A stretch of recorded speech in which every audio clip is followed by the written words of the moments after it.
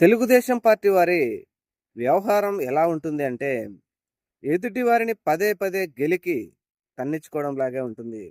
ఎందుకు ఈ విషయం చెప్పుకోవాల్సొస్తుందంటే, తెలుగుదేశం పార్టీ అధినేత కావచ్చు, తెలుగుదేశం పార్టీ నాయకులు కావచ్చు, కార్యకర్తలు కావచ్చు, ప్రతిపక్ష పార్టీ అయినటువంటి వైఎస్ఆర్ కాంగ్రెస్ పార్టీ మీద గొడ్డలి పార్టీ అంటూ ఒక ప్రచారం చేపట్టడంతో, ఇప్పుడు వైఎస్ఆర్‌సీపీ గూడా ఎదురు తిరిగి 1994లో ఎన్టీఆర్ గారిని ఏ విధంగా వెన్నుపోటు పొడిచి చంద్రబాబు నాయుడు గారు టీడీపీని లాక్కున్నాడో వ్యవహారం మొత్తాన్ని బయటకు తీసి సోషల్ మీడియాలో తీవ్ర చర్చకు పెట్టింది.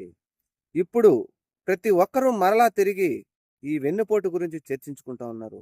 ఎందుకు ఇటువంటి వ్యవహారం చేస్తా ఉంది తెలుగుదేశం పార్టీ? ప్రజల దృష్టి మరలించాలంటే ఇటువంటి వ్యవహారాలే కావాలని ఒక తీవ్ర మదనకు గు మనోవేదనకు గురవుతున్నారు కొంతమంది టీడీపీ సీనియర్ నాయకులు.